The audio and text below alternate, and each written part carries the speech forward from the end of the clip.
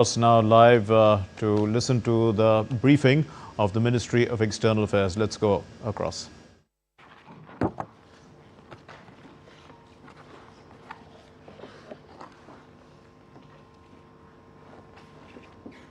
Do switch off your mobile phone. Good evening, ladies and gentlemen. I welcome you to this press briefing by Foreign Secretary Sri Vikram Misri on the ongoing developments around Operation Sindoor. We are also joined by Colonel Sophia Qureshi and Wing Commander Vyomika Singh. With that, I hand over the floor to Foreign Secretary. Sir, over to you. Thank you Ravi. नमस्कार, good afternoon, आप सबका स्वागत है। और मैं सबसे पहले अनुरोध करूंगा कर्नल सोफिया कुरैशी से कि वो आपको आज तड़के सवेरे से हुई घटनाओं से अवगत कराएं। Colonel Qureshi. Thank you sir. नमस्कार। 8 से 9 मई 2025 की मध्य रात्रि को पाकिस्तानी सेना ने सैन्य बुनियादी ढांचे को निशाना बनाने के इरादे से पूरी पश्चिमी सेना पर भारतीय वायु क्षेत्र का कई बार उल्लंघन किया। यही नहीं बल्कि पाकिस्तानी सेना ने नियंत्रण रेखा पर भारी कैलिबर वाले हथियारों से गोलीबारी भी की। अंतर्राष्ट्रीय सीमा और नियंत्रण रेखा पर लेह से लेकर सर क्रीक तक 36 स्थानों पर 300 से 400 लगभग ड्रोनों का इस्तेमाल घुसपैठ का प्रयास करने के लिए किया गया।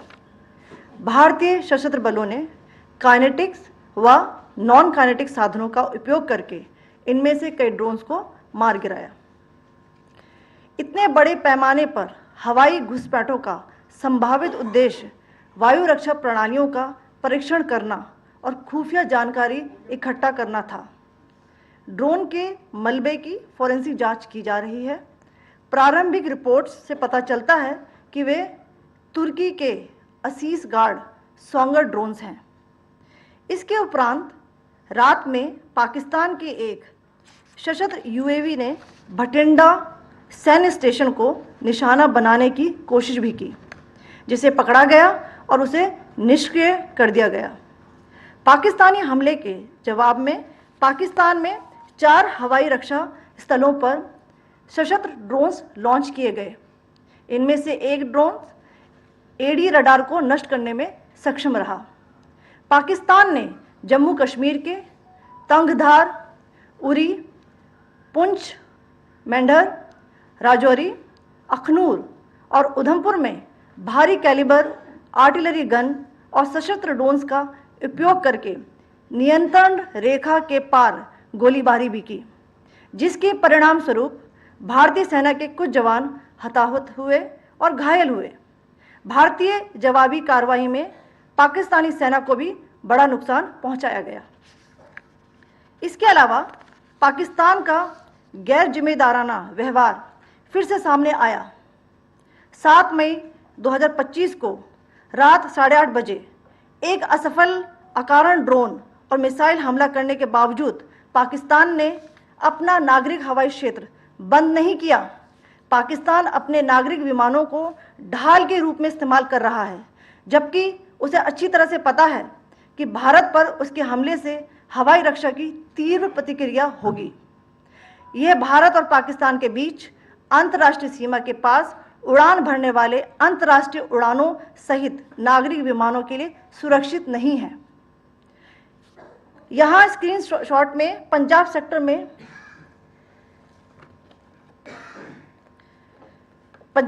में हाई एयर डिफेंस अलर्ट स्थिति के दौरान एप्लीकेशन फ्लाइट रडार 24 का डेटा दिखाया गया है। जैसा कि आप देख रहे हैं, यहाँ पर भारतीय पक्ष का हवाई क्षेत्र घोषित बंद के कारण नागरिक हवाई यातायात से पूरी तरह से रहित है। कराची और लाहौर के बीच के हवाई अड्डे मार्ग पर नागरिक एयरलाइंस उड़ान भर रही है। हाई अलर्ट किया गया है विमान फ्लाइनेस एविएशन का एयरबस 320, जैसा कि आप यहां देख रहे हैं, जो कि शाम को 5:50 दमम से शुरू हुआ और रात को 9:10 लाहौर में उतरा। ये सारा डिटेल्स आप यहां देख रहे हैं, ये डिटेल्स यहां लिखा हुआ है। Can you see this?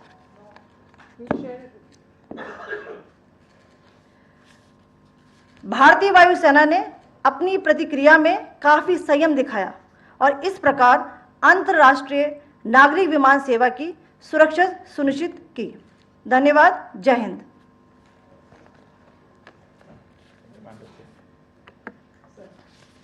Good afternoon to you all.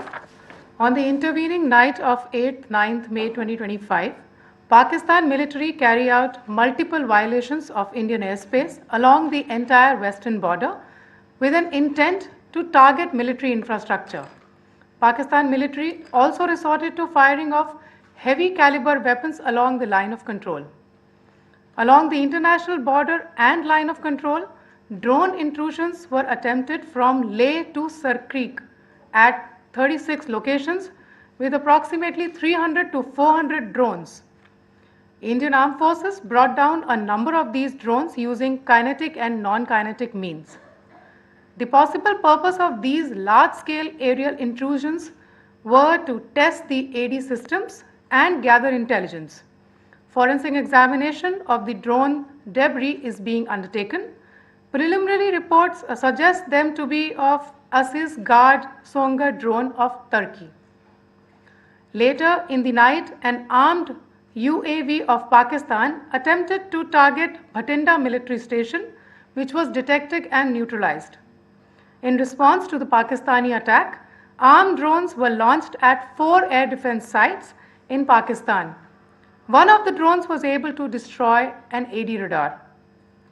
Pakistan also carried out artillery shelling across the line of control using heavy caliber artillery guns and armed drones at Tangdhar, Uri, Poonch, Mendhar, Rajouri, Akhnur and Udhampur in Jammu and Kashmir area, which resulted in some losses and injuries to Indian Army personnel.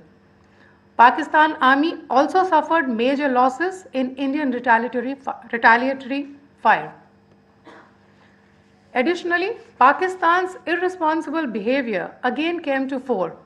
Pakistan did not close its civil airspace despite it launching a failed unprovoked drone and missile attack on 7th May at 8:30 hours in the evening. Pakistan is using civil airliners as a shield, knowing fully well that its attack on India would elicit a swift air defense response. This is not safe for the unsuspecting civil airliners, including the international flights which were flying near IB between India and Pakistan. The screenshot we just showed and we shall share with you, it shows the data of the application Flight Radar 24 during a high air defense alert situation in the Punjab sector. As you have seen, the airspace on the Indian side is absolutely devoid of civil air traffic due to our declared closure. However, there are civil airlines flying the air route between Karachi and Lahore. Amongst the other civil aircraft that you can see, we have highlighted an aircraft which is Airbus 320 of Flynas Aviation, which was originated from Dammam at 1750 hours and landed later at Lahore at 2110 hours in the night. Indian Air Force demonstrated considerable restraint in its response, thus ensuring safety of international civil carrier.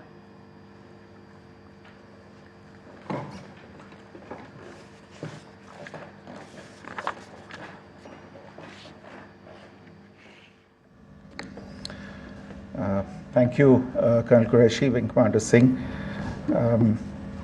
I have just a few points to share in addition. कल रात की पाकिस्तानी सेना की कायरतापूर्ण गतिविधियों से आपको colonel Qureshi और विंग कमांडर सिंह ने पहले ही अवगत करा दिया गया है. These provocative and escalatory actions that were taken by Pakistan last night were targeted at Indian cities and civilian infrastructure, in addition to some military targets. The Indian Armed Forces responded proportionately, adequately and responsibly. ये जो हमले हुए कल रात को भारतीय सैन्य इकाइयों ने पर्याप्त रूप से और एक जिम्मेदाराना रुख अपनाते हुए इन हरकतों का उत्तर दिया. what I want to underline is that the official and blatantly farcical denial of these attacks that Pakistan carried out by the Pakistani state machinery is yet another example of their duplicity and the new depths that they are plumbing in their quest for disinformation. The other point in the same vein is Pakistani claims that they did not target or attack any religious places. You would recall that yesterday I shared with you an incident related to the attack on a Gurdwara in Poonch. Instead of owning up to these attacks, Pakistan made the preposterous and outrageous claim that it was the Indian Armed Forces and the Indian Air Force that was targeting cities like Amritsar and trying to put the blame on Pakistan. This is nothing but a desperate attempt by Pakistan to disown its acts of aggression, but it is also true to type in its effort to deceive and mislead the world. It will not succeed. The Gurdwara in Poonch in particular was attacked by Pakistan, and some local members of the Sikh community, including a Ragi of the Gurdwara, lost their lives in this incident, as I shared yesterday. TV पर आप इस हमले के चित्र देख सकते हैं. In addition, that we would attack our own cities is the kind of deranged fantasy that only the Pakistani state can come up with. Perhaps they do it because they are well versed in such action, as their history would show. The last point I wanted to make this evening is again this disinformation that is coming from Pakistan about India targeting the Nankana Sahib Gurdwara through a drone attack. This is again yet another blatant lie and part of Pakistan's disinformation campaign.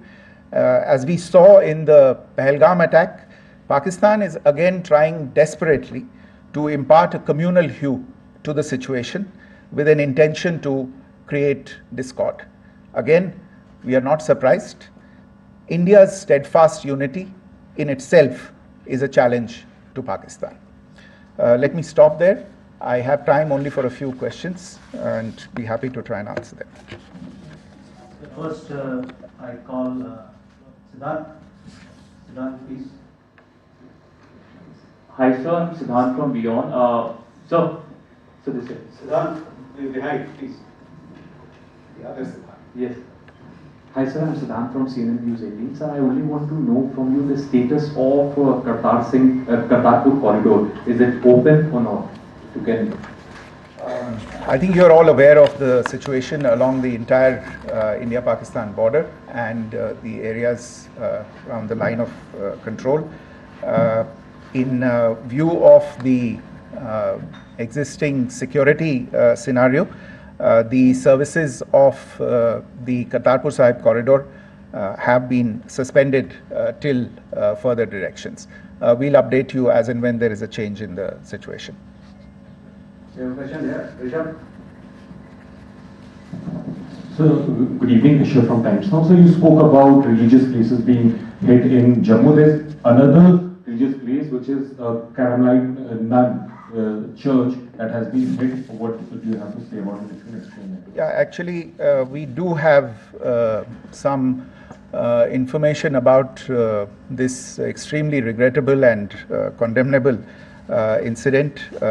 During heavy shelling across the line of control in the early morning of 7th May, a shell fired from Pakistan landed just behind the Christ School run by the Carmelites of Mary Immaculate congregation in Poonch. Tragically, the shell fired from Pakistan hit the home of 2 students of the Christ School. Both students unfortunately lost their lives and their parents were severely injured. Another Pakistani shell struck a Christian convent of nuns belonging to the congregation of the Mother of Carmel, damaging water tanks and destroying solar panel infrastructure. several priests, nuns, school staff, and local residents took refuge in an underground hall beneath the Christ School during the shelling by Pakistan.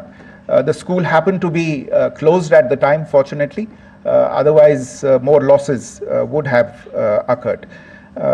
Again, we have seen the Pakistani side targeting and shelling places of worship with a particular design. This includes gurdwaras, these convents and temples.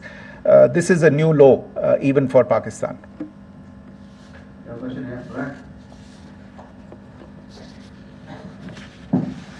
Sir Pranay Upadhyay अमरजाल से। Sir कल आपने इसी podium से पाकिस्तान के IMF bailout को लेकर और इंडस वाटर ट्रीटी को लेकर जो टिप्पणी की थी उसकी पाकिस्तान में काफी तीखी प्रतिक्रिया भी आई और उसके बाद हमने देखा कि पाकिस्तान की तरफ से किस तरीके से लेह से लेकर भुज तक पूरी बॉर्डर के ऊपर जो इन्वेजन था वो किया गया। मौजूदा सिचुएशन के अंदर पाकिस्तान के बेलआउट पैकेज को लेकर और पाकिस्तान के अटेम्प्ट्स को लेकर आपका क्या असेसमेंट है, और दूसरा ये भी जानना चाहेंगे कि पाकिस्तान की तरफ से ये जो अटेम्प्ट किया गया था उसका भारत ने अभी तक उस तरीके का कोई जवाब नहीं दिया गया है, तो क्या भारत इसका जवाब देगा जो कार्रवाई हुई है बीते 24 घंटों में? देखिए प्रणय, जहाँ तक इंडस वाटर्स ट्रीटी का सवाल है, मैंने कल विस्तार से उसके बारे में इसकी चर्चा की है। Indus waters treaty is in abeyance and as such I have nothing further to add to the decision that was announced by the Cabinet Committee on Security. जहाँ तक IMF bailout का सवाल है, आपको ज्ञान होगा कि IMF की आज मीटिंग हो रही है। हम वहाँ पे अपना पक्ष रखेंगे और जो हमारा मत है इन चीज़ों को लेके वहाँ पे साझा करेंगे दूसरे मेंबर्स के साथ। ये बोर्ड पे निर्भर है कि वहाँ पे क्या निर्णय होता है। और जहाँ तक जो कार्रवाई हुई है उसका जवाब देने का जो आपने जो प्रश्न उठाया है, जो आज ब्रीफिंग हुई है, जो आपको सूचना मिली है, मैंने भी कहा है कि जो आज सवेरे तड़के सवेरे जो गतिविधियाँ हुई, भारत ने उनका एक जिम्मेदाराना पूर्ण तरीके से और एक पर्याप्त तरीके से उसका जवाब दे दिया है।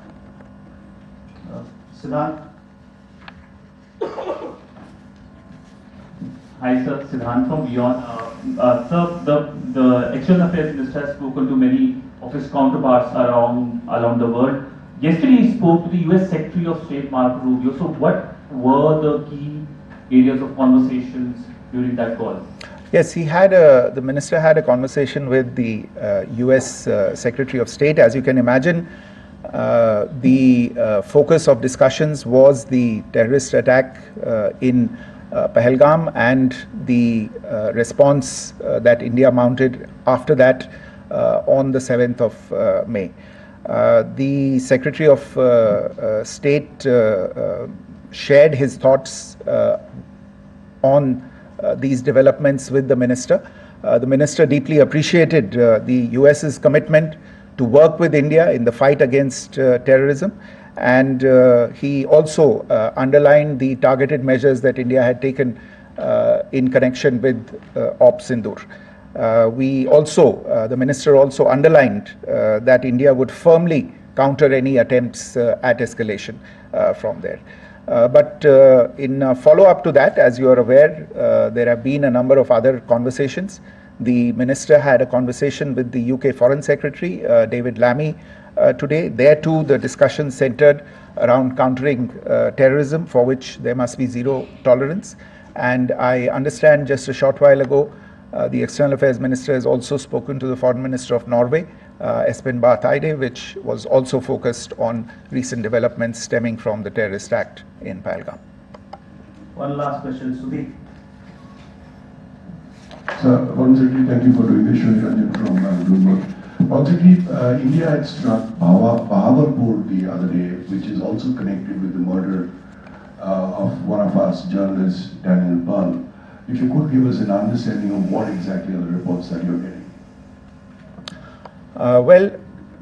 You're right. Bahawalpur is the headquarters of the Jaish-e-Mohammed terrorist group that is proscribed by the United Nations. Its leader, Maulana Masood Azhar, is a proscribed individual.